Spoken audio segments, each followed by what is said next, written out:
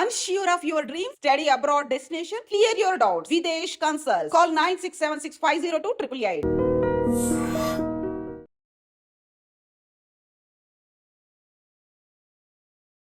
నమస్తే, welcome to I dream social spotlight with కవిత.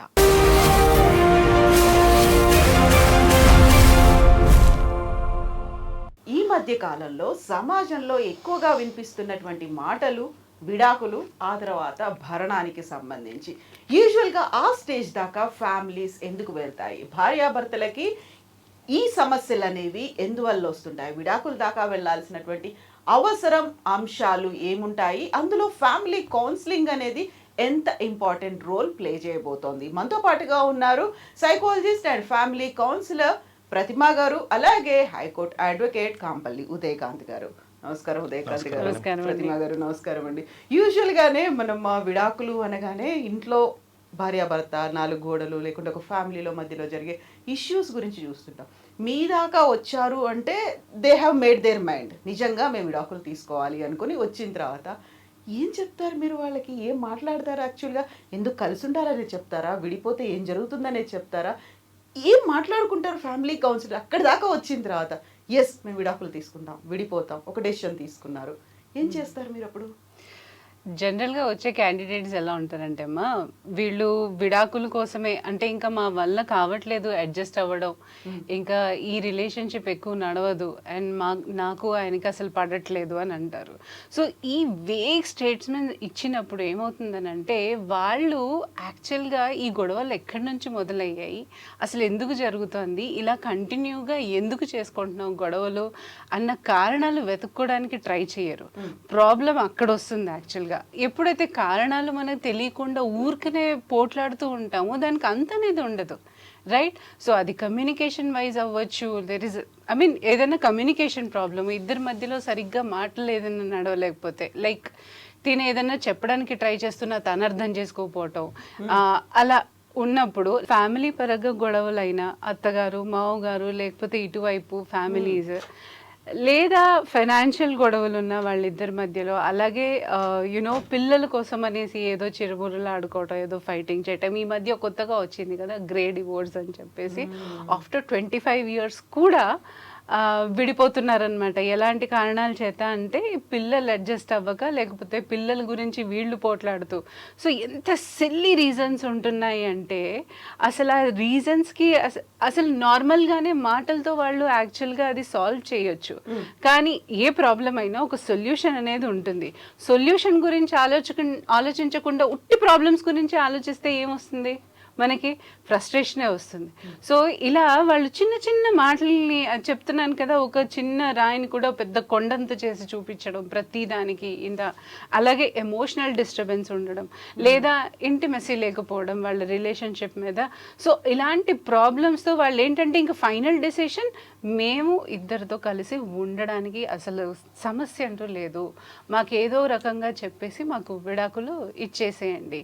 కానీ actually అక్కడ ఏంటంటే ఫ్యామిలీ ప్రెషర్ కానివ్వండి, వాళ్ళ ఇష్టాలతో కూడా ఎక్స్పెక్టేషన్ ఓవర్ పెట్టుకొని ఒక రిలేషన్షిప్లో నువ్వు ఎంటర్ అయినప్పుడు, సో ఆ రిలేషన్షిప్ ఎక్కడో సాటిస్ఫాక్షన్ ఇవ్వట్లేదు నీకు.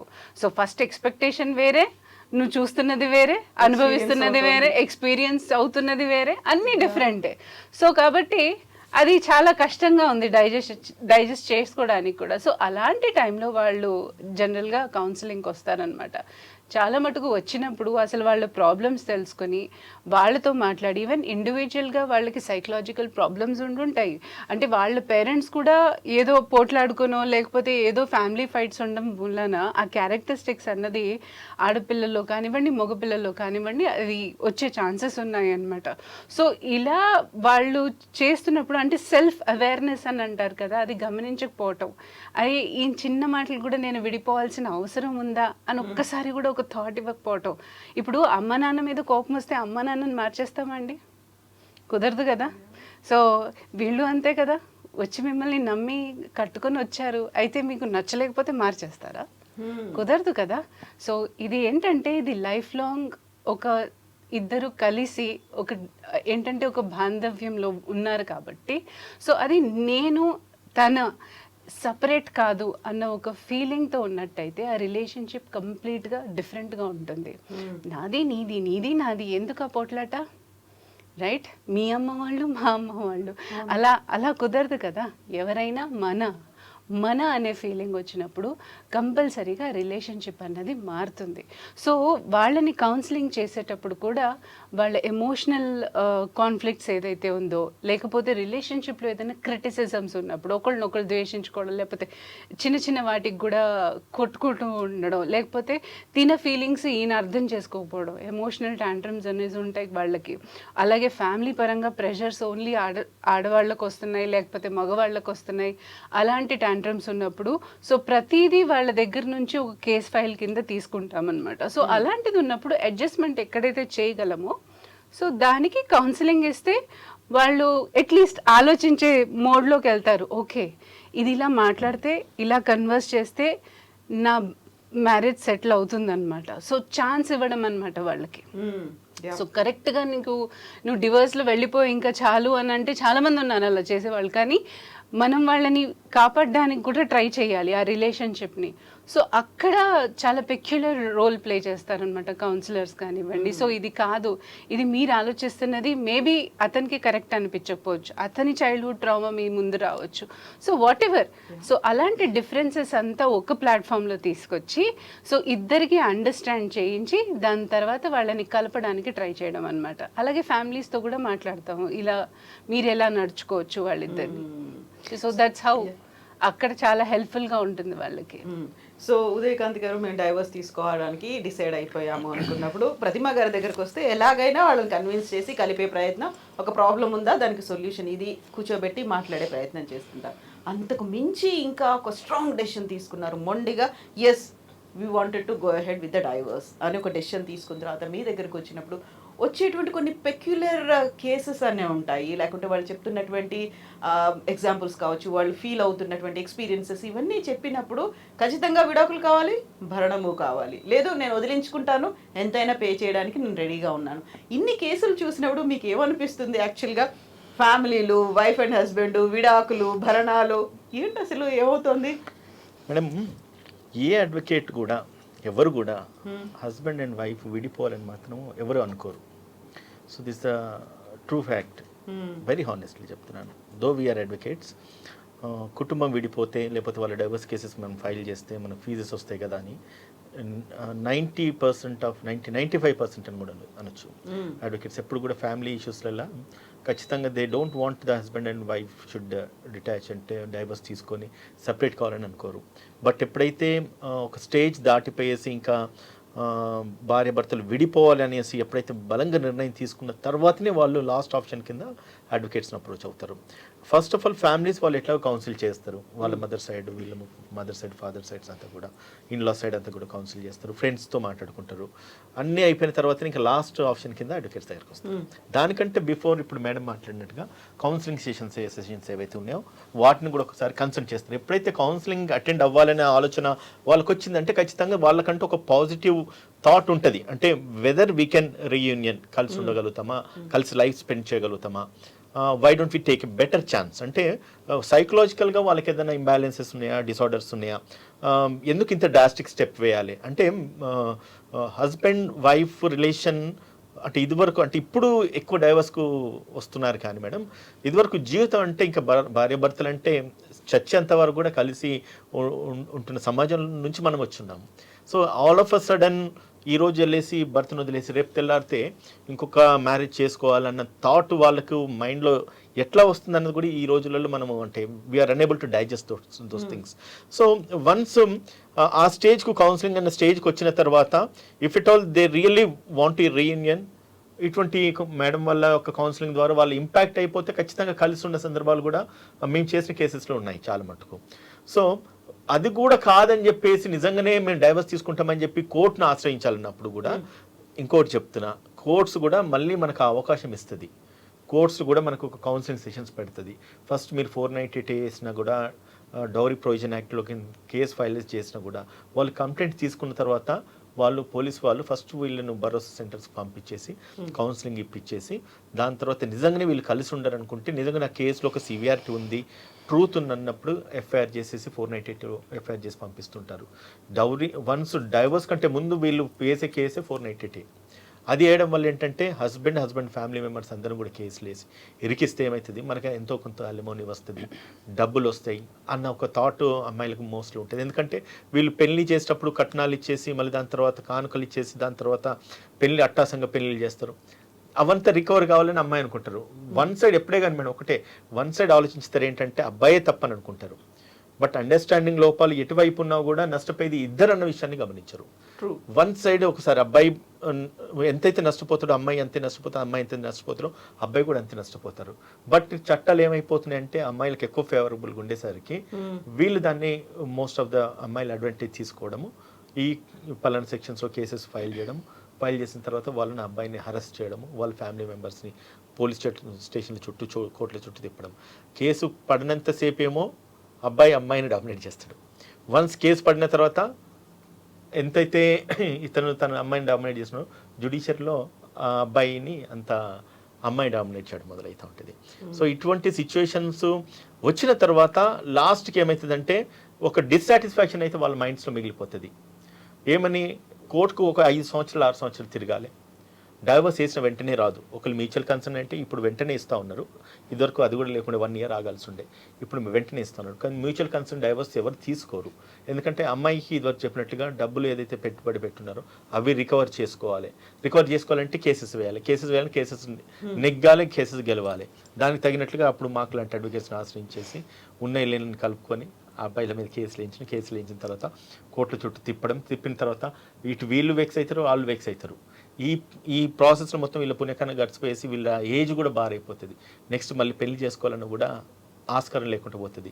అండ్ అల్టిమేట్గా ఇంకా ఎక్కువ ఏంటంటే పిల్లలు బాగా సఫర్ అవుతుంటారు మేడం. ఇందులో భార్యాభర్తలు విడిపోయిన తర్వాత ఏమవుతుందంటే చిన్న పిల్లలు లేకపోతే ఆల్మోస్ట్ అంటే మ్యారేజ్ అయిన కొద్ది రోజులకే ఇటువంటి ఇష్యూస్ వస్తాయి.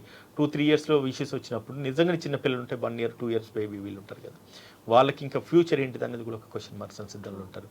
సో ఇవన్నీ కూడా వాట్ యూ డూ దట్ అంటే ఒకసారి అంటే కౌన్సిల్ తర్వాత కూడా we try to explain them ఇటువంటి మ్యారేజెస్ అంటే బ్రేక్ డౌన్ చేసుకోవడం సరికాదు. అండ్ జ్యుడిషియరీకి వెళ్తే కేసెస్ తొందరగా రిజాల్వ్ కావు. సో కాబట్టి నా దగ్గర కేసెస్ వచ్చినా కూడా నేను మేడం దగ్గర కూడా పంపిస్తూ ఉంటాను. ఏదైనా వీలైతే కౌన్సిల్ చేసి మేడం వీళ్ళని అంటే కొంచెం స్ట్రీమ్లైన్ చేస్తే వాళ్ళ లైఫ్ బాగుంటుంది కదా, I don't make an attempt. అట్లా కూడా నేను కేసెస్ పంపించిన సందర్భాలు ఉన్నాయి, పంపించినప్పుడు కొన్ని అర్థం చేసుకొని కలిసిన సందర్భాలు ఉన్నాయి. ఈవెన్ అంటే నేను నా దగ్గరకు వచ్చిన వాళ్ళని కూడా నేను కౌన్సిల్ చేసి పంపించిన వాళ్ళు ఈరోజు పిల్లలతో పాటు సంతోషంగా ఉండి ఇప్పటికి కూడా వాళ్ళు నాకు మెసేజ్ పెడతా ఉంటుంటారు. సో అటువంటి హ్యాపీనెస్ వేర్. అంటే కేసు చేస్తే డబ్బులు వస్తాయి అన్నది that's nothing in front of this satisfaction. ఈ హ్యాపీనెస్ ఈ సాటిస్ఫాక్షన్ ముందు అసలు ఆ డబ్బును మనం ఈ సాటిస్ఫాక్షన్ ఎట్లా వెలకట్లే మేడం. అయితే ఇప్పుడు మీరు ఒక మాట చెప్పారు, విడాకుల వరకు అక్కడ అబ్బాయి హెరాస్మెంటో అబ్బాయి డామినేషన్ ఉంటుంది, విడాకులు వేసిన తర్వాత అమ్మాయి డామినేషను హెరాస్మెంటో లేకుంటే ప్రెషరో ఇలాంటివన్నీ పెరుగుతాయి అనుకున్నప్పుడు వెరీ రీసెంట్గా అంటే ఈ మధ్య కాలంలో ఎక్కువగా కనిపిస్తోంది షీ టీమ్స్లా ఉన్నట్టే మాకు హీ టీమ్స్ కావాలి అనేది. ఆ తర్వాత ఉమెన్ కమిషన్ ఉన్నట్టే మెన్స్ కమిషన్ ఉండాలి. ఈ ఉద్యమం ఎక్కడి దాకా వెళ్ళిందంటే ఢిల్లీలో జంతర్ మంతర్ దాకా వెళ్ళి అక్కడ నినదించేదాకా వచ్చింది. ఆల్మోస్ట్ సుప్రీంకోర్టు కూడా చెప్పింది మిస్యూజ్ అవుతున్నాయి, డౌరీ హెరాస్మెంట్ కావచ్చు లేకుంటే మిగతావన్నీ కూడా మిస్యూజ్ అవుతున్నాయి అనుకున్నప్పుడు ఆ టైంలో విడాకులు ఇస్తేనే బెటర్, లైక్ ఫ్యామిలీ కౌన్సిలింగ్ దాకా పంపించాల్సిన అవసరం లేదు అనే ఒక డెసిషన్కి వచ్చేస్తారా మీరు? నేనైతే ముమ్మాటికి ఒప్పుకోను మేడం. అంటే మీరు ఇదివరకు సరే చెప్పినట్టుగా హీ టీమ్స్ని కూడా మనం డిఫర్ చేయాలి, అంటే డిబేట్ చేయాల్సిన అవసరం ఉంది. షీ టీమ్స్ ఎందుకు పనిచేస్తుందంటే షీ టీమ్స్కి సంబంధించిన ఆడవాళ్ళకి సంబంధించిన చట్టం ఉంటుంది. ఈ టీమ్స్ రాకపోవడానికి కారణం ఏంటంటే మగవాళ్ళకి సంబంధించిన చట్టం లేదు. చట్టం లేనప్పుడు ఒక టీం దాన్ని కాన్స్టిట్యూట్ చేయడానికి మనకు లీగల్ ప్రొవిజన్స్ లేవు. సో కాబట్టి నేను లాస్ట్ టైం కూడా ఒక ఇంటర్వ్యూ ఏదో మాట్లాడుతున్నప్పుడు ఎవరో బిగ్ బాస్ ఫేమ్ భాష అని శేఖర్ భాషతో పాటు నేను అనుకోకుండా ఇంటర్వ్యూ జరిగింది నాకు. ఆయన్ని దాన్ని బాగా ఇనిషియేట్ తీసుకుని ఢిల్లీలో 19th నాడు ఏదో ప్రోగ్రామ్ ఉందని చెప్పి అని అనడం జరిగింది. సో ఆయన ఆబ్జెక్ట్ కూడా అదే, ఈ టీమ్స్ మేము పెట్టాలి, ఈ టీమ్స్ రావాలి, మెన్స్ కమిషన్ ఉండాలి. ఎట్లయితే విమెన్ కమిషన్ ఉందో, ఎట్లయితే విమెన్ ప్రొటెక్షన్ ఉందో. బట్ నేను అక్కడ కూడా చెప్పిన, ఇప్పుడు కూడా మళ్ళీ చెప్తున్నాను, where there is no law there is no commission at all. చట్టమే లేనప్పుడు నీకు ప్రొటెక్షన్కి ఏ కమిషన్ ఏర్పడుతుంది? సరికొత్తగా భారతీయ న్యాయ సంహిత వచ్చింది. అవును. అందులో మగవాళ్ళు ఉన్నారు, వాళ్ళకి ఇలా కష్టాలు ఉన్నాయి, వాళ్ళని రక్షించుకోవాల్సిన అవసరం ఉంది అనేటువంటిది ఎందుకు రాలేదు అందులో మరి? మేడం ఇప్పుడు ఒకటే, ఇప్పుడు కమిషన్స్ కాన్స్టిట్యూట్ చేయాల్సింది ప్రభుత్వాలు, అండ్ ఒకవేళ టీమ్స్ అన్నది కనుక వస్తే అది కూడా స్టేట్ గవర్నమెంట్ మీదనే ఉంటుంది ఆ రెస్పాన్సిబిలిటీ. సో నేషనల్ ఎప్పుడైతే సెంట్రల్ గవర్నమెంట్ డెసిషన్ తీసుకొని చట్టాలలో మార్పులు తీసుకురావాలి అంటే, ఇదివరకు ఎప్పుడైతే బ్రిటిష్ కాలంలో ఉన్న చట్టాలు ఐపీసీ కానీ సిఆర్పిసి కానీ ఎవిడెన్స్ యాక్ట్ ఏవైతున్నాయో దాన్ని బిఎన్ఎస్ఎస్ లేకపోతే బిఎస్ఏ ఇట్లా ఎవిడెన్స్ యాక్ట్స్ ఇవన్నీ కూడా మార్చుకుంటూ రావడం జరిగింది. దాంట్లో లీగల్ ప్రొవిజన్స్ ఉన్నాయి. బట్ దాన్ని అంటే విమెన్ ఎక్కడైతే చట్టాన్ని మిస్యూజ్ చేస్తున్నప్పుడు మెన్కి కూడా కావాల్సిన ప్రొటెక్షన్స్, మెన్కి కూడా కావాల్సిన రైట్స్ కాన్స్టిట్యూట్ చేయాల్సిన అవసరం ఇప్పుడు ఈ సమాజంలో ఖచ్చితంగా ఉంది. ఎందుకంటే where there is a law supporting favouring to then women, there is a scope of wide scope of misuse. అది జరుగుతుంది, ఇప్పటి నుంచి కాదు, ఏళ్ల తరబడి నుంచి జరుగుతూ ఉంది. అట్లీస్ట్ ఇప్పుడన్నా కొన్నిసార్లు మనకు కోర్ట్స్ ఒక రిలీఫ్ ఇస్తూ ఉన్నారు. అంటే వెంటనే అరెస్ట్ చేయకపోవడం ఒకటి, హస్బెండ్ని, ఫ్యామిలీ మెంబర్స్ని అసలు ఇంక్లూడ్ చేయకపోవడం ఇంకోటి, అండ్ ఒకవేళ కోర్టులో ట్రయల్స్ చేస్తున్నప్పుడు కూడా ఫ్యామిలీ మెంబర్స్ని ఎగ్జామ్ చేయడం, వాళ్ళ యొక్క అపియరెన్స్ని కూడా డిస్పెన్స్ చేస్తూ ఉన్నాయి హైకోర్ట్స్ ఒకళ్ళు మనం ఆశ్రయించినా కూడా. అంటే ఎప్పుడైతే అంటే కోడలు అత్తమామ మీద కేసు, భర్త మీద కలిపి కేసు వేసినప్పుడు అత్తమామ ప్రజెన్స్ అవసరం లేదని హైకోర్ట్స్ ఇప్పుడు వాళ్ళకి ప్రజెన్స్ డిస్పెన్స్ చేస్తూ ఫేవరబుల్గా ఆర్డర్స్ ఇస్తూ ఉన్నాయి. ఎందుకంటే ఇట్లా మిస్యూజ్ చేస్తున్నారన్న విషయాన్ని కోర్ట్స్ కూడా గమనిస్తూ ఉన్నాయి కదా. అటువంటి సందర్భాలలో ఖచ్చితంగా వాళ్ళకంటూ ఒక వెసులుబాటు ఇవ్వాలి అనే ఒక ఉద్దేశంతో చట్టంలో ఉన్న ప్రొవిజనే, బట్ కోర్ట్స్ కొంత స్ట్రింజెంట్గా ఉంటున్నాయి. అంటే లా మిస్యూజ్ కావద్దని అటువంటి చోట్ల వెసులుబాటు కలిగి చేస్తూ ఉన్నాయి. కొంచెం రిలీఫ్, కొంచెం కాదు 90% రిలీఫ్ అది చెప్పాలంటే. అంటే ఫస్ట్ ఆఫ్ ఆల్ ఇవి ప్రూవ్ కావు మేడం. అంటే డొమెస్టిక్ వైలెన్స్ అంటే 4 గోడల మధ్యలో ఒక అమ్మాయి మీద జరుగుతున్న అఘాయిత్యాలు, రైట్. సో దాన్ని ఎవిడెన్స్ ఏముంటాయి? భర్త భార్యను కొట్టినాడు, ఎవరు చూస్తారు? ప్రూవ్ కాదు. ఆమె స్టేట్మెంట్ ఒక్కదాన్ని కన్సిడర్ చేయాలి. అత్త వేధించింది, మామ వేధించిన అన్నాడు, దానికి ఏం ఆధారాలు ఉంటాయి? ఆధారాలు ఉన్నాయి. కానీ చట్టం ఉంది కదా అని చెప్పి ఆరోపణలు అంటే చేసుకుంటూ ఆధారాలు లేని ఆరోపణలు చేయడం వల్ల ఎవిడెన్స్ ప్రూవ్ కాకపోతే ఏమవుతుంది అల్టిమేట్గా? చెప్పండి. కోర్టుకు పోయిన తర్వాత కేసులు పడతాయి. వెనక్కి తిరిగి చూస్తే ఏం జరిగింది? 4 సంవత్సరాలు వాళ్ళవి గడిచిపోయినాయి. దాని తర్వాత కేసు అక్విటల్ అవుతుంది, కన్విక్షన్ రాదు భర్తకి. ఒకవేళ నిజంగా రాదంటే మళ్ళీ వీళ్ళు ఏం చేయాలి? అప్పీల్ చేయాలి. మన చట్టంలో ఉన్న ఒక గుడ్ ప్రొవిజన్, బ్యాడ్ ప్రొవిజన్ చెప్పాం. కానీ ఒక కోర్టు ఒక తీర్పు ఇచ్చిందంటే దానికి అప్పీల్ ప్రొవిజన్స్ పెట్టినారు. మున్సిపల్ కోర్టు పోతే జిల్లా కోర్టు పోతే హైకోర్టు పోతే supreme court, international court of justice. ఇన్ని ప్రొవిజన్స్ ఉన్న తర్వాత నిజంగా న్యాయం ఎప్పుడు జరిగింది? ఎక్కడ జరిగింది? So it's all going on process. Time అంటే ఏం పెయిన్ ఒకసారి అంటే once they get a pain, time will cure the pain అంటారు కదా. వీళ్ళకి ఇప్పుడు ఈ పెయిన్ కాదు, అసలు ఆ 4 సంవత్సరాల తర్వాత అనుభవిస్తే చూడండి, అది అసలైన పెయిన్. ఈ పెయిన్ ముందు ఆ పెయిన్. నేను ఒక ఎగ్జాంపుల్, ఒక కామెడీగా అంటే సరదాగా చెప్తాను మేడం. ఒక క్లయింట్ నా దగ్గరకు వచ్చినాడు, నా భార్య నా మీద కేసు వేసింది సార్, నేను 498 చాలా రోజుల క్రితం, ఇప్పుడు కాదు, 498 కేసు వేసింది, నేను కాంప్రమైజ్ కమ్మంటుంది, నేను ఎట్టి పరిస్థితులు కానన్నాడు. కాకపోతే రే బాబు జైలుకి వెళ్తారో పోయేసి కాలు ఎలా పట్టుకొని కాంప్రమైజ్ అయిపోతే నేను ముమ్మాటికి కాను సార్ అన్నాడు. తర్వాత లాస్ట్కి ఏమైంది? జైలుకి పంపించేసినారు. జైలుకి పంపించిన తర్వాత ఏమైంది? వాడు జైలుకి పోయేసి తెల్లారి వచ్చిన దానికి వారం రోజుల తర్వాత వచ్చింది, రిమాండ్ చేసినారు. ఒక క్వశ్చన్ అడిగిన, నీకు ఈ లైఫ్ బాగుందా అటు ఆ లైఫ్ బాగుందా? 2 దరిద్రంగా ఉన్నాయి సార్ అన్నాడు. భార్యతో నీకు బాగుండేనా, జైల్లో బాగుందా? ఏది నువ్వు బేరీ చేసుకుంటే ఏది అంటే 2 డేంజర్. అంటే జైల్ లైఫ్, వైఫ్తో ఉన్న లైఫ్ కంపేర్ చేసుకుంటే వైఫ్తో ఉన్న లైఫ్ డేంజర్ అంటున్నాడు. వైఫ్తో ఉన్న లైఫ్ జైల్ లైఫ్ కంపేర్ చేసి అసలు జైల్ లైఫ్ డేంజర్ అంటున్నాడు. అంటే ఇంత వస్తున్నది చూడండి. అంటే వేరియేషన్ అంటే వైఫ్ యొక్క హరాస్మెంట్ అంటామా, లేదంటే కనుక నిజంగా జైలు జీవితం అంటామా, మిస్యూజ్ ఆఫ్ లా అంటామా? ఒక చట్టాన్ని మనం మిస్యూజ్ చేసుకోవడం వల్ల ఆయన ఎంత హ్యూమిలేట్ అయిపోయినాడు అక్కడ. ఇక్కడ బయటకు వచ్చిన తర్వాత వైఫ్ కూడా నిజంగానే ఆ హ్యూమిలేషన్ సేమ్ ఇక్కడే కంపేర్ చేసుకుంటున్నాడు. ఇది ఎక్కువ అది ఎక్కువ అంటే హీ కెనాట్ వేరీ దట్. రెండు డేంజరే. Why it is happening? ఎందుకు జరుగుతుంది ఇట్లా? అంటే ఆడవాళ్ళు భార్యలు అర్థం చేసుకోలేకపోవడమా, లేదంటే కనుక ఇదివరకు మళ్ళీ మేడం చెప్పినట్లుగా వాళ్ళకు ఉన్న psychological traumas, mental traumas, stress, ఇవన్నీ కూడా important madam. Anyway though we are an advocates, definitely we will always observe the minds of an a client. ఆయన దగ్గర ఉన్న డబ్బులు ఉన్నాయా లేదా అన్నది పక్కన పెడితే తన మైండ్ సెట్ ఎట్లా ఉంది, అన్నది మాత్రం ముమ్మాటికి నేనైతే గమనిస్తాను మేడం. తను నిజంగానే వింటాడు, చెప్తే వింటాడంటే ఖచ్చితంగా నేను ఛాన్స్ తీసుకొని చెప్పి వాళ్ళకి మళ్ళీ రీయూనియన్ అయ్యేటట్టుగా అయితే ప్రయత్నం చేస్తాను. లేదు కాదు అసలే వినట్లేదంటే ఇదివరకు చెప్పిన కదా ఎగ్జాంపుల్, 2 చూసిరారా బాబు అని చెప్పి పంపిస్తా. ఈవెన్ ఆ పనిష్మెంట్ ఇతనికే కాదు, ఆ అమ్మాయి కూడా అదే పనిష్మెంట్ మేడం. ఒకటి కంప్లైంట్ ఇచ్చిన వాళ్ళు కోర్టుకు పోకపోయినా పర్లేదు, సారీ అక్యూజ్ కోర్టుకు పోకపోయినా పర్లేదని కంప్లైంట్ ఇచ్చిన వాళ్ళు ఖచ్చితంగా పోవాలి. కంప్లైంట్ ఇచ్చిన వాళ్ళు వెళ్ళాలి, ఎందుకంటే వాడు వస్తాడు, వీడు అబ్సెంట్ పిటిషన్ వేసుకుంటాడు, వీడు తప్పించుకుంటాడు, ఆ రోజు అబ్సెంట్ అయిపోతాడు. బట్ ఈమె వాడు వస్తాడో రాడో, వచ్చిన తర్వాత ఏం జరుగుతుంది? నా దగ్గరకు వస్తారు మేడం, అంటే వైఫ్స్ మాక్సిమం కేసెస్ ఉంటాయి కదా, హస్బెండ్ ఏమో రాడు, వాళ్ళ ఫ్యామిలీ మెంబర్స్ మీద వేస్తే వాళ్ళు రారు, ఈమె మాత్రం ఖచ్చితంగా రెగ్యులర్ కోర్టుకి వెళ్ళి చూస్తుంది, ఎప్పుడు వస్తాడా, వస్తే సెటిల్మెంట్ అయిపోతుంది కదా, కేసు క్లోజ్ చేసుకోవచ్చు కదా. లిటరల్లీ అటువంటి కేసెస్ ఉన్నాయి. తీరా వాడు రాడు, వాడు ఏదో పెటిషన్ వేసుకుంటాడు, ఆ రోజు క్లోజ్. మళ్ళీ వాయిదా ఎన్ని రోజులకు వస్తుంది మేడం? 3 నెలలు 4 నెలలు. ఇట్లా చేయడం వల్ల ఎంత లైఫ్ ఎంత వేస్ట్ అవుతుంది, ఎంత జీవితం వాళ్ళది వేస్ట్ అవుతుంది. నెక్స్ట్ ఇంకోటి మేడం, ఇక్కడ డైవర్స్ అయిపోయింది అనుకోండి, మళ్ళీ అమ్మాయి 27, 28, 29 ఈ ఏజ్లోనే ఉంటారు. నెక్స్ట్ వాళ్ళ లైఫ్ ఏంటి? ఇంకొక హస్బెండ్ మళ్ళీ పెళ్లి చేసుకోవాలి.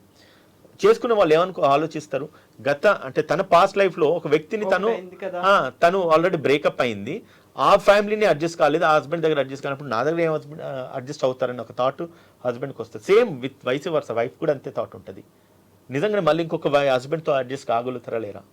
So what is happening here అంటే బికాస్ ఆఫ్ యువర్ మినిమం, అంటే కొంచెం జీవితంలో అడ్జస్ట్ కాని పరిస్థితులలో మ్యారేజ్ అనే ఒక రిలేషన్ మీరు బ్రేక్ చేసుకొని ఎండ్ రిజల్ట్ ఏం చూపిస్తున్నారంటే ఎవరికి నష్టం లేదు. అటు కోర్టు పని చేస్తుంది, అడ్వకేట్స్ మాకు ఫీజులు వస్తాయి, మేడం లాంటి వాళ్ళు ఒక సెషన్స్ కండక్ట్ చేస్తే వాళ్ళకి ఫీజులు వస్తాయి. అల్టిమేట్గా సఫర్ అయ్యేది ఎవరు? Husband and wife. ఇంతకంటే ఎక్కువ సఫర్ అయ్యేది ఎవరు తెలుసు మేడం? పొరపాటున వాళ్ళ దరిద్రానికి పిల్లలు పుడితే వాళ్ళ జీవితం అయిపోతుంది madam. So it's very important. Father is important, mother is important, వాళ్ళ గ్రోయింగ్ స్టేజ్.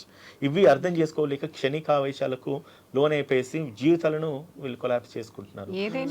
ఇక్కడ క్షణికావేశం జీవితాలు కొలాప్స్ చేసుకోవడం అన్నప్పుడు సరే వాళ్ళు ఒక డెసిషన్కి వచ్చారు, విడాకులు తీసుకుందామని, అక్కడ సమస్య ఏదో ఉంది, దానికి పరిష్కారాలు లేకుండా కూర్చోబెట్టి కౌన్సిలింగ్ ఇస్తారు, జైలుకి వెళ్ళి వచ్చినా విడాకులు కాకపోయినా ఇవన్నీ అన్న తర్వాత ఇక్కడ కనిపిస్తున్నటువంటి ఇంకొక అంశం, వాళ్ళు సైకలాజికల్గా ఉన్నారా, ఫైనాన్షియల్గా ఉన్నారా, లేకుంటే హెల్త్ పరమైనటువంటి ఇష్యూసా, ఇంకోటా, ఇవన్నీ పక్కన పెడితే బాగా కనిపిస్తున్నవి ఏంటంటే ఎక్స్ట్రా మ్యారిటల్ అఫైర్స్. దాంతో విడాకుల కోసం వెళ్తున్న వాళ్ళ సంఖ్య, ఒకవేళ ఆ పరిస్థితుల్లో ఆయన మీరు కన్విన్స్ చేసేసి వాళ్ళని కూర్చోబెట్టి ఫ్యామిలీ, పిల్లలు, ఇవన్నీ రెస్పాన్సిబిలిటీస్ అన్నప్పటికీ కూడా అలా కంటిన్యూ చేసుకుందాం అనుకున్నప్పుడు ఎక్స్ట్రీమ్ స్టెప్స్ అనేవి ఈ మధ్యకాలంలో విపరీతంగా కనిపిస్తున్నాయి. ఎక్స్ట్రా మ్యారిటల్ అఫైర్స్తో పిల్లల్ని చంపేసి, తల్లిని చంపేసి, లేకపోతే వైఫే హస్బెండ్ని చంపేయడం, పిల్లల్ని ఇలాంటి ఎక్స్ట్రీమ్ స్టెప్స్కి వెళ్తున్నారు కదా. ఆ టైంలో వినిపించేది ఏంటి అంటే అలా చంపేసుకునే బదులు విడాకులు తీసుకోవచ్చు కదా, ఇలాంటి మాట వినిపిస్తుంది కదా.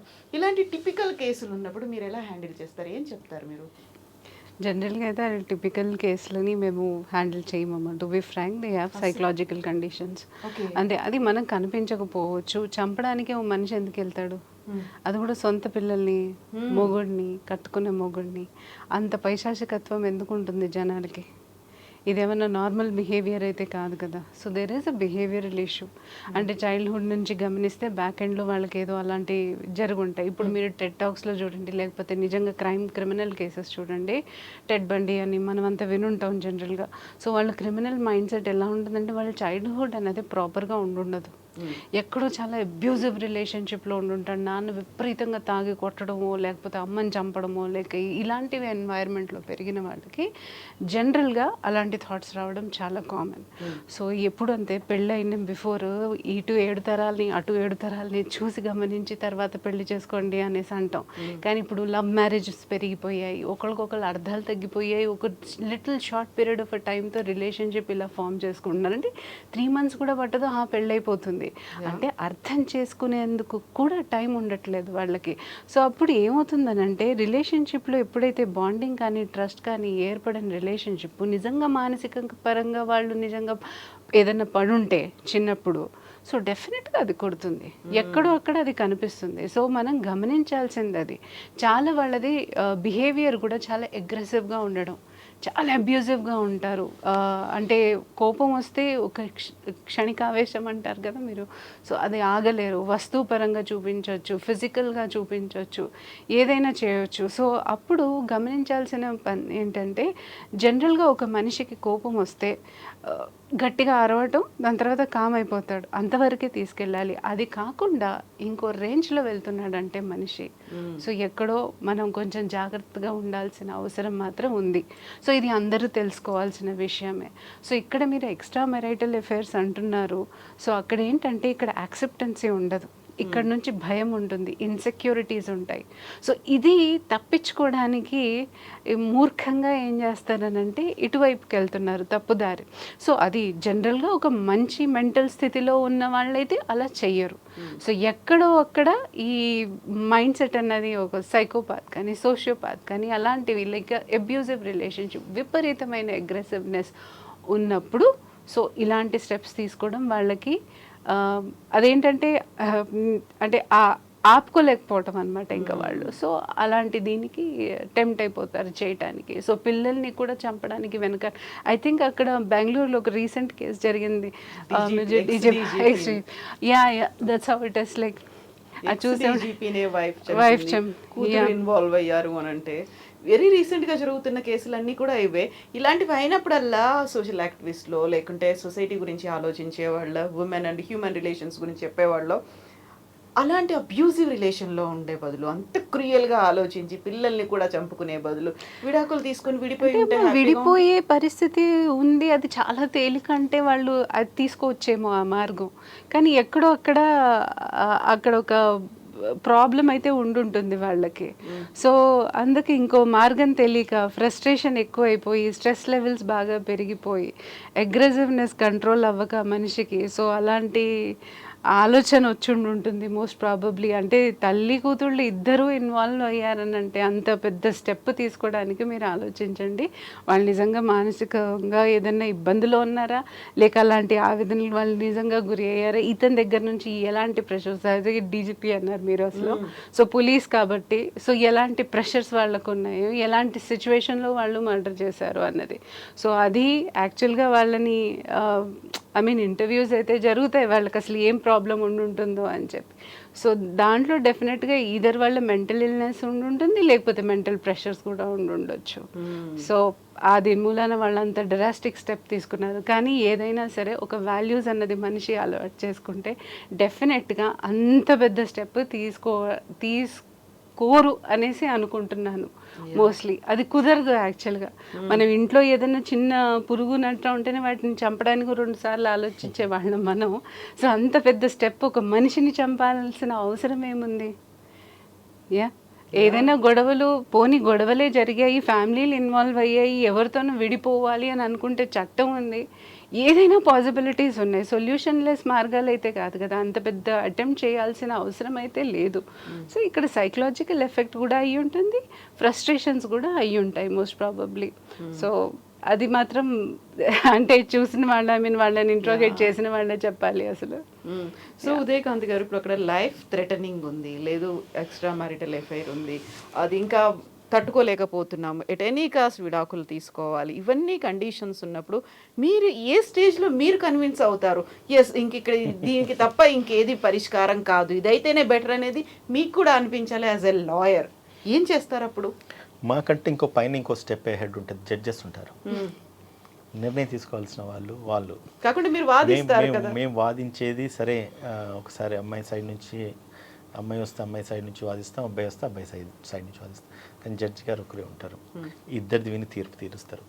వారు ఇద్దరిది వినేటప్పుడు మేము ఏవైతే వినిపిస్తామో దాన్ని విన్న తర్వాత వాళ్ళ యొక్క సెల్ఫ్ అప్లికేషన్ ఆఫ్ మైండ్ అంటే ఒకటి ఉంటుంది. వాళ్ళ discretionary application of mind is judicial mind, application of judicial mind అంటాము.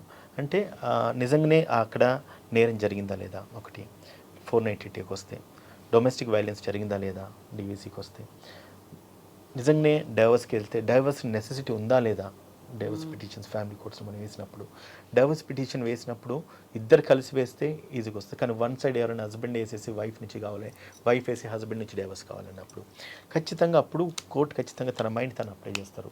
వీళ్ళని నిజంగానే విడిదీయడం ఎంత మట్టుకు సబబు. అటువంటప్పుడు ఒకటే మేడం, జడ్జెస్ అయినా లాయర్స్ అయినా ఎవరైనా మనుషులే, వాళ్ళలో కూడా హ్యూమానిటీ ఉంటుంది, వాళ్ళకు కూడా కుటుంబాలు ఉంటాయి, వాళ్ళకు కూడా భార్యలు భర్తలు అందరూ ఉంటారు. వాళ్ళు judicial mind legal mind apply చేసే దానికంటే కూడా మోరల్ అండ్ ఎథికల్ మైండ్స్ కూడా వాళ్ళు అప్లై చేస్తారు. అప్పుడు కొన్నిసార్లు వీళ్ళకి విసుగు రావడానికనే కనీసము అంటే డేట్లు ప్రొలాంగ్ చేయడము, వాయిదాలు ఇవ్వడము, లేదంటే కనుక 1-10 సార్లు తిప్పియడము, అట్లా కూడా కొన్నిసార్లు జరుగుతూ ఉంటాయి. మనం అంటే టెక్నికల్ అండ్ లీగల్ గ్రౌండ్స్ అనుకుంటాము. కాకపోతే వాళ్ళ అబ్జర్వేషన్స్లో నిజంగానే వీళ్ళు కలిసే అవకాశాలు ఉన్నాయి. వాళ్ళు ఎప్పుడైతే డైవర్స్ పిటిషన్ ఫైల్ చేసి పంపిస్తారో ఒక్కసారి చదవగానే అర్థమైపోతుంది నిజంగా ఈ కేసులో ఆ సీరియస్నెస్ ఉందా లేదా, వాళ్ళకి అసలు వీళ్ళకి డైవర్స్ అవసరం వర్త్ఫుల్ కాదా, డైవర్స్ ఇవ్వడం అవసరం కాదా అన్నప్పుడు వాళ్ళు ఎప్పుడైతే చదివినప్పుడు ఆటోమేటిక్గా వాళ్ళ మైండ్ వాళ్ళు అప్లై చేస్తారు కదా. అండ్ జడ్జి ఇప్పుడు మీరు ఇదివరకు అనే డిస్క్రిషనరీ పవర్, సో అప్పుడు వాళ్ళ పవర్ డిస్క్రిషనరీ పవర్ ఏందని అప్పుడు చూపిస్తారు డేట్ ఇచ్చే దాంట్లో, ఎప్పుడైనా డేట్ ఇవ్వచ్చు వాళ్ళ వర్క్ ప్రెజర్ని బట్టి. అటువంటి సిచ్యువేషన్లో ఏమవుతుందంటే మేడం ఈ కోర్టులు తిరిగి అలసిపోయేసి 2-3 సంవత్సరాల తర్వాత కూడా మళ్ళీ రీయూనియన్ అయిన ఫ్యామిలీస్ కూడా ఉన్నారు. ఇంతెందుకు నాకు తెలిసిన నాకు క్లోజ్ ఫ్రెండ్ ఒక అడ్వకేట్ ఉన్నారు, 7 years or 8 years తర్వాత భార్యాభర్తలు విడిపోయినారు, ఒక బాబు. 7 years తర్వాత అడ్వకేట్స్ చెప్తున్నాను, ఎవరు కాదు.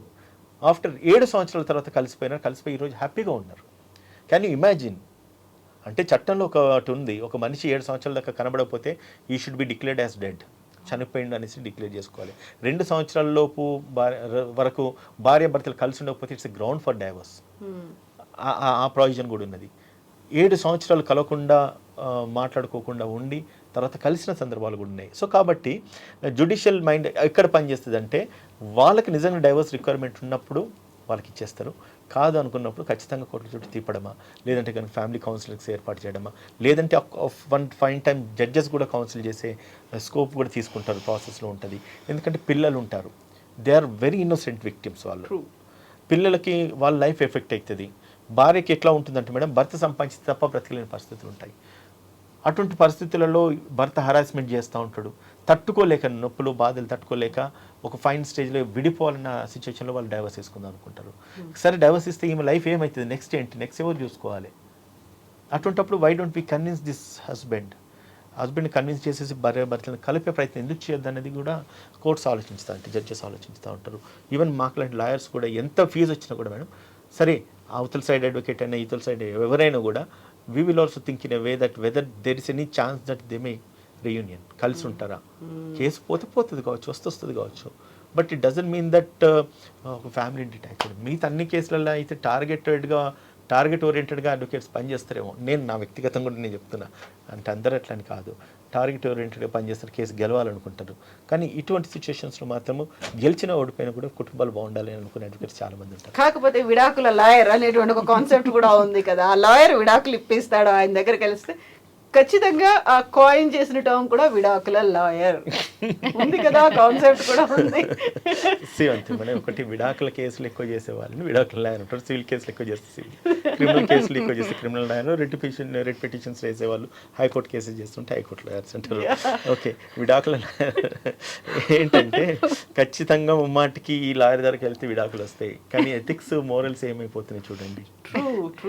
అటువంటి విడాకుల లాయర్ దగ్గరికి తన కూతురుదో లేకపోతే తన కొడుకుదో ఒక సంబంధం వెళ్తే కేసు కనుక వెళ్తే ఆ విడాకుల లాయర్ దూలు అప్పుడు ఎమోషన్స్ బయటపడతాయి. హైట్స్ ఆఫ్ షేమ్లెస్నెస్ ఏంటంటే ఇప్పుడు పిల్లల బాధ్యతని యాక్సెప్ట్ చేసుకోవడానికి ఇటు తల్లిదండ్రులు, ఇటు తల్లి ఒప్పుకోవట్లా, తండ్రి ఒప్పుకోవట్లా. ఐ మీన్ టు సే వాళ్ళు ఎప్పుడు మధ్యలో ఉండిపోతున్నారు పాపం. అంటే తీసుకెళ్ళిపోండి నాకేం లేదు అని తల్లి, నేను చూసుకోను అని తండ్రి. ఇలాంటి ఎన్ని కేసులు వచ్చాయో అసలు. I mean to say recently sir దగ్గరే చూశాను ఇలాంటి కేసు. సో అంటే పిల్లల్ని ఏంటంటే మేము బాధ్యత తీసుకోము, ఇన్ని రోజులు మేము తీసుకున్నాం కాబట్టి నెక్స్ట్ తండ్రి బాధ్యత తండ్రి తీసుకొనివ్వండి. సో అలా చెప్పడం అసలు ఎలా అనిపిస్తుంది ఒక తల్లికి ఇలా అనడానికి, ఎలా అనిపిస్తుంది ఆ తండ్రిని వదిలేయడానికి. తండ్రి వదిలేస్తున్నాడు, ఎలా వదిలేస్తున్నాడు, తల్లి వదిలేస్తుంది, ఎలా వదిలే, పిల్లలు ఏమైపోతారు. విని వాళ్ళు మానసికంగా చూడండి ఎలా అంటే మేము ఎవ్వరికి అక్కర్లేదా అన్న పిల్లల ముందే అవుతూ ఉంటాయి కదా. ఎగ్జాక్ట్లీ అంటే వాళ్ళు ఇద్దరు కావాలని ఉంటుంది. ఇప్పుడు తల్లిదండ్రులు కొంతమంది మనం అడుగుతాం నీకు అమ్మ ఇష్టమా నాన్న ఇష్టమా అంటే పిల్లలు జవాబు చూడండి నాకు ఇద్దరు ఇష్టం అని అంటారు. అలా అడగడం అసలు యాక్చువల్లీ షేమ్ఫుల్నెస్, మనం అడగకూడదు అసలు ఆ క్వశ్చన్. కానీ చాలా మంది ఊరికనే సరదాగా అడుగుతామని అంటారు. కానీ పిల్లలకు చూడండి ఆ భేదభావాలు ఉండదు. అయ్యో నాకు అమ్మ ఇష్టము నాన్న ఇష్టము అన్నట్టు ఇద్దరు కావాలి అని. కానీ ఎక్కడ జరుగుతుంది? అందుకే విడాకులు కోరుకోవాలని అనుకుంటే పెళ్ళైన తర్వాత అసలు పిల్లలు కావాలా వద్దా అని ఫస్ట్ ఆలోచించి దాని తర్వాత వాళ్ళు ఇలాంటి prepared గా ఉన్నారా లేదా? ప్రిపేర్డ్గా ఉన్నారా లేదా, అసలు తల్లిదండ్రులు అవుదామని ప్రిపేర్డ్గా ఉన్నారా లేదా అన్నది ఫస్ట్ వాళ్ళు తెలుసుకొని, ఒకవేళ అవుతే మన బంధం ఇలాగే నడిచిపోవాలి, ఎందుకంటే మనకు పిల్లలు ఉన్నారు, సో వాళ్ళకి మనం ప్రొటెక్షన్ ఇవ్వాలి అన్న ఆలోచన ప్రతి పేరెంట్కి రావాలి. So Udayakanth garu, leaving the no stone unturned అంటే ప్రతి ఒక్కదాన్ని రాయి వేసి చూస్తూ చూస్తూ చూస్తూ ఉంటారు. సో ఎప్పటికైనా నిలబెట్టాలి, ఇలాగే కలిసి ఉండాలి, పిల్లలు అలా విడిపోయి ఉండొద్దు, అక్కడ కొన్ని రోజులు ఇక్కడ కొన్ని రోజులు ఇన్ని అనుకున్న అప్పటికి కూడా స్ట్రాంగ్గా ఉన్నారు, ఇద్దరికిద్దరు స్ట్రాంగ్గా ఉన్నారు, విడాకులు తీసుకున్నారు. ఇప్పుడు భరణం అనే కాన్సెప్ట్ వస్తుంది. ఆ భరణం అనేది ఎవరు డిసైడ్ చేస్తారు, ఏ బేసిస్ మీద ఇస్తారు? సింపుల్, అది ఒకటే. భరణం ఎట్లా ఉంటుందంటే, భార్య భర్తలు మనం అనుకుంటాం ఒక భార్యనే క్లెయిమ్ చేయొచ్చు, మెయింటెనెన్స్ అలమోని అనుకుంటాం, కానీ భర్త కూడా క్లెయిమ్ చేయొచ్చు. If wife is earning more then an husband, ఖచ్చితంగా హస్బెండ్కి ఎంప్లాయ్మెంట్ లేదు అండ్ వైఫ్ కావాలని హస్బెండ్ వదిలేస్తూ ఉంది అన్నప్పుడు ఖచ్చితంగా ఈ హస్బెండ్ ఆమె నుంచి మెయింటెనెన్స్ అడగవచ్చు. ఒకటి. రెండోది, పెళ్లి చేసుకున్న తర్వాత భార్య భర్తలు మనం ఇద్దరం ఒకటే కదా, నువ్వు కుదర నేను కష్టపడి నేను చదివిస్తాను, నీకు మంచి పొజిషన్ వచ్చేటికి ప్రయత్నం చేస్తాను అని చెప్పి ఈ భర్త ఏం చేస్తాడు, ఆమెను బాగా చదివిస్తాడు, మంచి పొజిషన్ తీసుకెళ్తాడు, ఆమె ఏదో గెస్టెడ్ ఆఫీసర్, గవర్నమెంట్ ఆఫీసర్, లేకపోతే పెద్ద కార్పొరేట్ కంపెనీకి ఇంజనీర్ అవుతుంది. అయిపోయిన తర్వాత ఆమె గతాన్ని మర్చిపోతుంది. ఈ ఎగ్జాంపుల్ చూసాం కదా మనం. సుప్రీంకోర్టు జడ్జిమెంట్ ఉంది ఈ కేసును. ఇప్పుడు మనము కోర్టు చేసుకుంటే జస్ట్ జడ్జిమెంట్, సుప్రీంకోర్టు జడ్జిమెంట్ ఇచ్చిండు. నీకు భర్త సంపాదించి కష్టపడేసి అన్నీ చేసి తన ఆస్తులు అమ్ముకున్నాడు, ఆస్తులు అమ్మేసి అమ్మాయిని చదివించినాడు, భార్యని చదివించిన తర్వాత తను ఎంప్లాయ్మెంట్ లేదు, ఒక ఫైన్ టైం ఆయన హెల్త్ అయిండు, ఆరోగ్యం బాగా లేకుండా పోయింది, తన డబ్బు తనకేమీ లేదు, ఉన్న డబ్బు అంతా ఆస్తులంతా అమ్మేసి లేకపోతే ఉన్న డబ్బును కాస్త కూడబెట్టుకుని భార్యని చదివించాను. తనకు పొజిషన్కి వెళ్ళిన తర్వాత భర్త చులకన అయిపోయింది, భర్త వద్దని చెప్పేసి she filed a petition in a court. Immediate court has sanction him alimony, maintenance. Supreme court judgement ఉంది, నేను చెప్పట్లేదు. See one thing, అంటే it's law is not that is that simple. Law is always equal. అంటే చట్టం ముందు అందరు సమానమే, అన్ని సమానమే.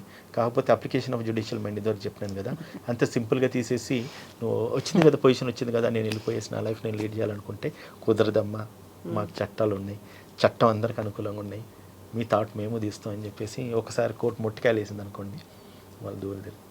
ఆ వైఫ్ తను సంపాదిస్తూ భర్తకు మెయింటెనెన్స్ ఇస్తూ ఉంది ఈరోజు. It's a case, recorded case, reported case supreme court. So కాబట్టి భరణం అన్నది కేవలం భార్య భర్త నుంచి క్లెయిమ్ చేయడం కాదు, భర్త కూడా భార్య నుంచి క్లెయిమ్ చేయొచ్చు, సర్కమ్స్టాన్సెస్ బట్టి ఉంటుంది. అండ్ ఇంకొకటి మేడం, మీరు అడగలేదు అయినా కూడా చెప్పాల్సిన బాధ్యత ఉంది. చైల్డ్ కస్టడీ అనేది కూడా చాలా ఇంపార్టెంట్, చైల్డ్ ప్రొటెక్షన్ కూడా చాలా ఇంపార్టెంట్. ఒక చిన్న ఎగ్జాంపుల్ చెప్తాను మేడం. అంటే నాకు వచ్చిన కేసే, వైఫ్ సంపాదన ఏమో ఎక్కువ, హస్బెండ్ సంపాదన తక్కువ. వైజాగ్ వెళ్ళాల్సి ఉంది. వాళ్ళిద్దరు కూడా ఏంటి తెలుసా, నైట్ ఫ్లైట్కి వెళ్ళిపోదాం అంటే డే ఫ్లైట్కి వెళ్ళిపోదాం అని చెప్పి వైఫ్ అంటది, నైట్ ట్రైన్కి వెళ్దామని హస్బెండ్ అంటాడు. ట్రైన్కి వెళ్ళడం వల్ల 1000 రూపాయల టికెట్లు వెళ్ళిపోతారు, ఫ్లైట్కి వెళ్తే తెల్లారితే 5000 రూపాయలు, ఇద్దరం వెళ్ళాలంటే 10,000 రూపాయలు. ఇది 2000 అయ్యేది, అది 10,000 అవుతుంది. అక్కడ గొడవలు మొదలవుతాయి. తనంటాడు ఏంటంటే, మేము పెరిగిన వాతావరణం అది, మా అట్మాస్ఫియర్ అది, మా కల్చర్ ఇది, ఒక నైట్ మేము ఇంట్లో ఉండి అంత సంపాదించట్లేదు, ఒకవేళ పోకపోతే మాకు ఆ డబ్బులు మిగులుతాయి కదా తెల్లారి ఫ్లైట్లో వెళ్ళేదానికంటే. సో అటువంటి చిన్న చిన్న మనస్పర్ధాలు వచ్చేసి కూడా ఫ్యామిలీస్ బ్రేక్ అవుతున్నాయి మేడం. వాళ్ళకి ఒక పాప ఉంది, అమెరికాలో ఇక్కడ పెరుగుతూ ఉంది, 10 years ఆమెతో గడిపింది. ఈ వైఫ్ ఈరోజు అంటది ఏంటంటే, నా కూతురు ఆయన కప్పి చెప్తే 10 సంవత్సరాలు నేను పెంచి పోషించాను, ఇంకో 10 సంవత్సరాలు తను పోషించమని చెప్పండి. ఆ భర్తకు ఫస్ట్ ఆఫ్ ఆల్ ఈ పాప మీద లవ్ అండ్ అఫెక్షనే లేదు అసలు చెప్పాలంటే. 10 సంవత్సరాలు అసలు కనిపించలేదు పాప, పుట్టగానే తీసుకొని వెళ్ళిపోయింది. అంటే పిల్లల్ని కూడా ఈ రకంగా డివైడ్ చేసేసి వాటి పంచుకునే రోజుల్లో ఈరోజు మనం ఎందుకు తలదించుకోవాలా, లేకపోతే ఇంకేం చేయాలో అర్థం కావట్లేదు. సో ఇటువంటి సిచ్యువేషన్స్ కూడా పిల్లలు అల్టిమేట్గా సఫరర్స్ పిల్లలు అవుతున్నారు. సో కాబట్టి మెయింటెనెన్స్, అలిమోనీ అనే అన్నిటికంటే కూడా ఫస్ట్ అండ్ ఫార్మోస్ట్ మన ఎథిక్స్, మన మోరల్స్ చాలా ఇంపార్టెంట్. అవి డివైట్ అయినప్పుడు ఖచ్చితంగా పిల్లలు ఎఫెక్ట్ అవుతున్నారు. తల్లిదండ్రి జీవితం ఎట్లా ఉంటుందో, తల్లిదండ్రి is the first heroes and of the every child, right madam. And వీళ్ళ ఇన్ఫ్లుయెన్స్ వాళ్ళ మీద ఖచ్చితంగా పడుతుంది. వీళ్ళు రేపు బ్రేకప్ అయితే రేపు నిజంగానే ఆ ఫ్యామిలీ వాల్యూస్, పేరెంటల్ వాల్యూస్ ఆమెకు తెలియనప్పుడు ఆమె జీవితం ఎట్లా ఉంటుంది, ఆమె ఎట్లా పెరుగుతుంది, ఇవన్నీ కూడా ఆలోచించాలి కదా. సో వీ థింక్ అబౌట్, అంటే ఎవరు సెల్ఫిష్ మోటివ్స్ వాళ్ళకే. నేను వెళ్ళిపోయి అమెరికాలో బ్రతుకుతున్నాను, వాడు ఇండియాలో ఉంటున్నాడు, వాడు ఎంత నా ముందని భర్త అనుకున్నా, భార్య అనుకున్నా, లేదంటే కనుక అదింత నా ముందని భర్త అనుకున్నా కూడా, బట్ అల్టిమేట్గా సఫర్ అయ్యేది నెక్స్ట్ వాళ్ళ జనరేషన్, వాళ్ళ పిల్లలు. సో పిల్లల్ని దృష్టిలో పెట్టుకొని కూడా మీరు ఆలోచించాలి. Though I'm an advocate, I'm not saying that కేసులు రావాలనేది కాదు మా ఉద్దేశం. ఫ్యామిలీస్ బాగుండాలి, కుటుంబాలు బాగుండాలి, more particularly family issues, divorce ఇష్యూస్కి వస్తాయి. So we always prefer that husband and wife should live happily, comfortably. నిజంగానే ఇంకా అంత చెడిపోయేసి రాదు, ఇంకా మా వల్ల కావట్లేదు, మేము ఉండమంటే డెఫినెట్గా మేము ఎక్స్ప్లాయిట్ చేయడానికి సిద్ధంగా ఉన్నాం, ఫీజులు తీసుకుంటాం, మిమ్మల్ని విడదీస్తాం, మా కడుపు నింపుకుంటాం. ఎక్స్ప్లాయిట్ చేయడానికి చాలా పెద్ద టర్మ్ మన అడ్వకేట్ గారు మాట్లాడింది. ఎక్స్ప్లాయిట్ అనొచ్చదని, ఎక్స్ప్లాయిట్ చేస్తున్నాం, డిస్ట్రాయ్ అయిపోతుంది. మిమ్మల్ని స్ప్లిట్ చేసి మీకు హెల్ప్ చేస్తున్నాం అని చెప్పండి. ఒక తెలుగులో ఒక సామెత ఉంది, చెప్తుంటే విడపోతే చెడిపోతుంటే చూడాల్సి వస్తుంది అంటున్నారు. ఫస్ట్ నిజంగా నేను చెప్తున్నాను, ఒక్కసారి అది జరిగిన తర్వాత కూడా అనుభవిస్తే వెనక్కి తిరిగి చూస్తే భార్య కూడా ఉండదు వీళ్ళ జీవితంలో. Right madam? మళ్ళీ చేసుకుందాం అంటే ఇంకో భార్య రావాలన్నా కూడా కొత్త స్టోరీ మొదలవుతుంది వాళ్ళకి, అది ఇంకో స్టోరీ అవుతుంది, ఇంకో స్టోరీ. నమ్మకం ఉండదు కదా, ట్రస్ట్ ఉండదు కదా మేడం. ఆల్రెడీ ఒకసారి వైఫ్ ఫ్యామిలీ ఇదైపోయింది, డైవర్స్ అయిపోయిన తర్వాత where this trust tell me? 99% chances లేవు madam. Out of emotional imbalance, psychological weaknesses, క్షణిక ఆవేశాలు, క్షణిక సుఖాల గురించి అని చెప్పి లోపడేసి ఈరోజు కుటుంబాలను సపరేట్ చేసుకుంటున్నారు. అవి చేయొద్దని చెప్తాను. ఎస్ అండి, థ్యాంక్ యూ సో మచ్ ప్రతిమా గారు. ఇంత హార్ష్ హిట్టింగ్ రియాలిటీ, ఒక హార్డ్ రియాలిటీ నిజంగా. థ్యాంక్ యూ సో మచ్ అండి. నిజంగా మారాల్సినటువంటి అవసరం అయితే ఉంది. Thank you. అందరూ మారాలి. ఎస్.